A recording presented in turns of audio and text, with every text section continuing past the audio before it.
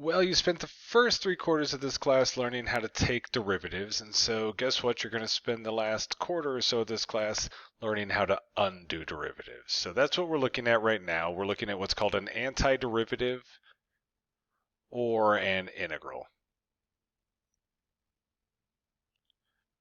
They'll kind of, oops, derivative, and they'll say that that's the same as an integral. They'll kind of use those words interchangeably. And so when you look at this right now, how you want to read this is this symbol sitting up front, that's a direction. That's telling you to take the antiderivative.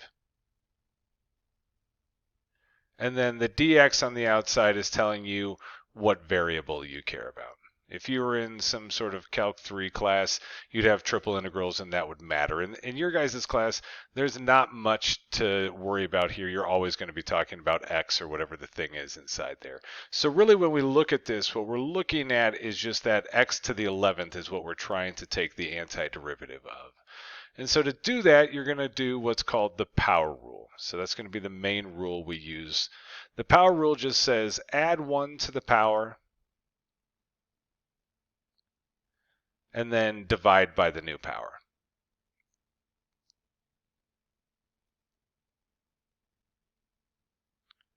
So in this situation, I've got my x. I'm adding 1 to my power, so that's going to get me a 12.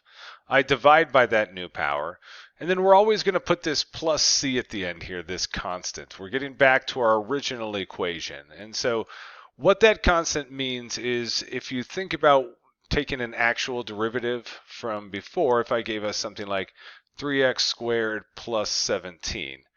So I can take the derivative of 3x squared and that gets me 6x. I take the derivative of 17 and it goes away. There's nothing there that tells me what was happening before. So using our antiderivative rules, we can go from 6x to 3x squared, but we don't really have a way to go from blank here, that 0, to a 17. It could have been a 17, it could have been a 3 million for all we know. So we just keep track of it always by putting this plus c at the end.